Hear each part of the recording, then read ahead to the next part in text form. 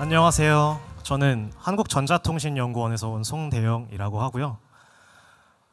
그냥 좀 자기소개 하려고 연구 분야를 좀 넣어봤는데 4년 전까지는 그냥 일개 대학생이었다가 여러분 핸드폰 카메라에 들어가는 파노라마 기술이나 아니면 VR에 쓰이는 이미지로 3D 아바타 복원하는 기술, 연구소 들어가서는 저렇게 영역 지정하면 불 지르는 특수효과 기술도 만들고 있고요.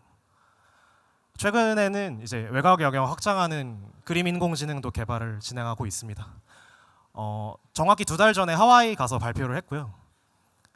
이게 원래 예술에 쓰려고 만든 기술인데 광고 쪽에 수요가 좀 더 많아서 이렇게 광고 만드는 개발도 했습니다. 시간이 다 됐네요. 30분이네요. 자, 뭐 이런 스타일 섞는 것도 해요. 진격의 거인 캐릭터 한번 섞어봤는데 만화풍이랑 실사화 이렇게 전이시키는 거나 아니면 한국풍, 서양풍 이렇게 전이시키는 거. 이거 그냥 재미도 있는데요. 이걸 한 이유는 아티스트들이 주된 관심사 중에 하나가 기존에 없었던 새로운 스타일을 찾는 것도 있거든요. 그래서 자동으로 한번 찾아보자라는 모티브에서 출발을 한 연구입니다. 재밌어 보이나요? 제 연구? 네, 감사합니다. 에트리에 오시면은 이런 연구 많이 할 수 있고요. 제가 오늘 이야기할 분야는 AI인데 AI 이야기를 하기 전에 지나가는 삼척동자도 다 안다는 저출산 얘기를 좀 해봅시다. 8개월 전에 쿠르즈 게작트라는 과학 채널에 사우스 코리아 이즈 오버라는 동영상이 떴습니다. 이거 봤어요? 이거 되게 유명한 영상이에요. 8개월 전에 떴는데 조회수가 한 1,400만 정도 돼요. 이게 요약을 하면 이런 겁니다. 대한민국에 전례 없는 저출산 현상이 들이닥쳤는데 모든 측면에서 문제가 발생하고 해결 방안이 없다예요. 보통 크루즈 게작트 채널 보면은 그렇게 결말이 돼요. 그러니까 이런 문제가 있는데 이렇게 해결하면 된다. 이렇게 희망적인 메시지를 주거든요. 근데 이건 없어요. 그냥 니네 끝났다 이거예요.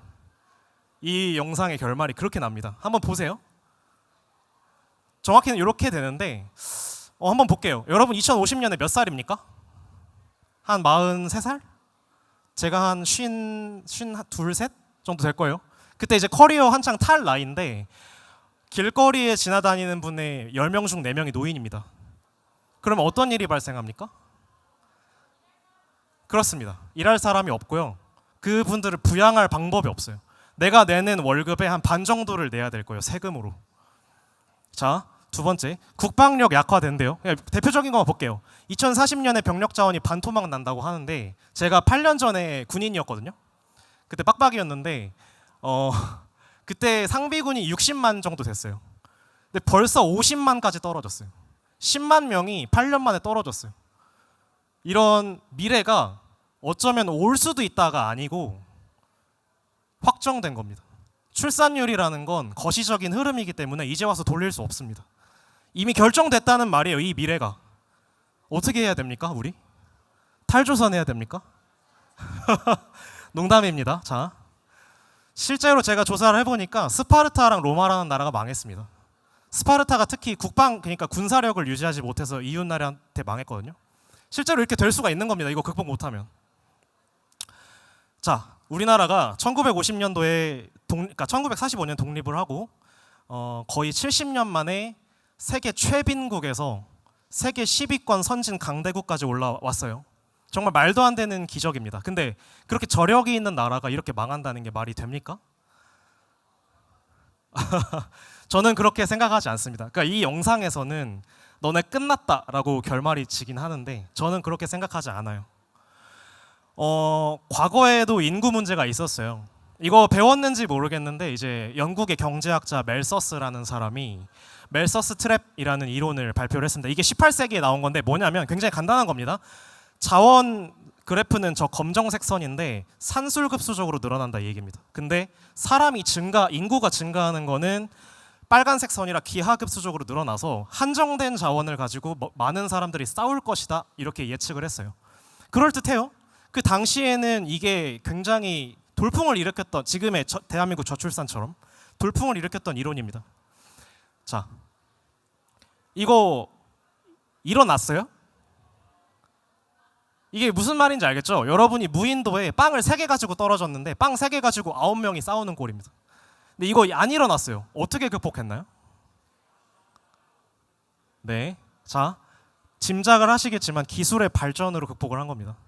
자, 위에 보시면은 저기 위에 프리츠 하버라는 독일의 화학자가 질소 고정법이라는 비료 제작법을 발명을 했고요. 아래쪽에 증기기관으로 방직기 같은 걸 만듭니다. 이렇게 되면은 식량이 기하급수적으로 늘어나기 시작했고, 방직기로 1초에 한 벌 만들 거를 10벌 만들고 100벌 만들고 이렇게 생산량이 늘어나는 겁니다. 그렇게 해서 인류는 멜서스 트랩을 극복을 했습니다. 자, 제 견해는 이렇습니다.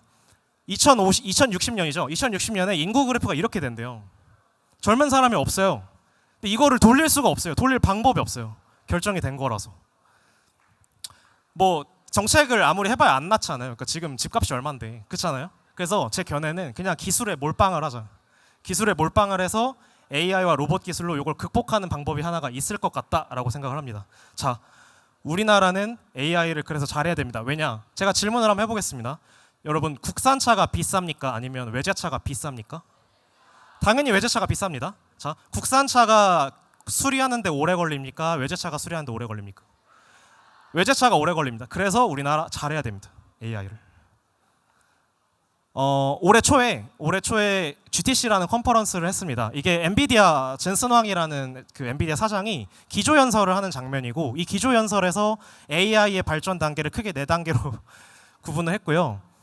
피지컬 AI라는 물리적 AI라는 키워드가 나왔습니다. 이 피지컬 AI는 다들 짐작하시다시피 로봇이고, 이 로봇이 이렇게 말을 해요. 로봇은 물리적 세계와 상호작용할 수 있는 이점이 있고 향후 10년이 지날 무렵 전 세계가 심각한 인력 부족에 직면할 것을 분명히 알고 있습니다라고 합니다. 이게 우리나라만의 현상이 아니라는 거예요. 그래서 전 세계 유수의 빅테크들이 여기에 매달려서 로봇을 개발하고 있는 겁니다. 자, 기존에 규칙 기반 로봇을 만들었어요. 이 규칙 기반 로봇이 뭐냐면, 제가 이렇게 뭐 이런 걸 쥐고 있다고 합시다. 이런 게, 그러니까 예를 들면 이게 페트병이라고 하면은 페트병이 모양이 다 달라요. 회사마다. 예를 들면은 여기 삼다수 페트병이 있을 거고, 아이시스 페트병이 있을 거고, 뭐 여러 가지 페트병이 있는데 얘네 모양이 다 다른데, 이거를 하나하나 규칙을, 그러니까 모터가 얼마나 돌아가고 손을 얼마나 꽉 쥐고 이런 거를 다 결정해 줄 수가 없습니다. 그래서 사람은 어떻게 배우지? 를 생각을 해보게 됐습니다. 사람, 이게 걸음마 하는데 여러분 어떻게 배웠어요? 그냥 저절로 배웠죠. 그죠?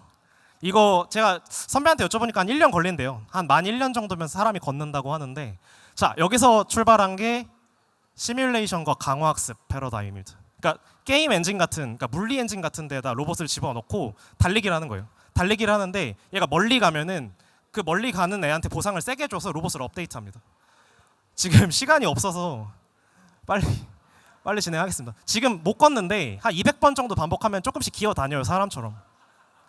지금 못 걷죠? 47번 반복했는데. 자, 좀 걷죠? 이렇게 되는 겁니다. 강화학습이라는 게 이런 거예요. 시뮬레이션 안에 넣자. 자, 엔비디아가 제시한 패러다임은 옴니버스라는 시뮬레이션 엔진에다 로봇을 집어넣어서 개발을 하자. 이때 그 생긴 게 좀 게임 같을 수 있으니까 필요하다면 코스모스 트랜스퍼라는 기술로 현실로 옮기자, 이렇게 하는 거고요. 이런 패러다임으로 시뮬레이션 엔진에 로봇 넣어서 하는 거고요. 이게 로봇이 장점이 하나 더 있는데, 사람은 독립적이고 유일무이한 존재라서 걷는데 오래 걸리는데 로봇은 아니에요. 여러분 고전 만화 중에 나루토라고 있거든요. 그 나루토의 그 주인공이 풍든 나선 수리검이라는 필살기를 배울 때 어떻게 하는지 아세요? 이거 모르죠, 이거. 이거 어떻게 하냐면 분신술을 써요. 분신술을 써가지고 폭포를 가릅니다.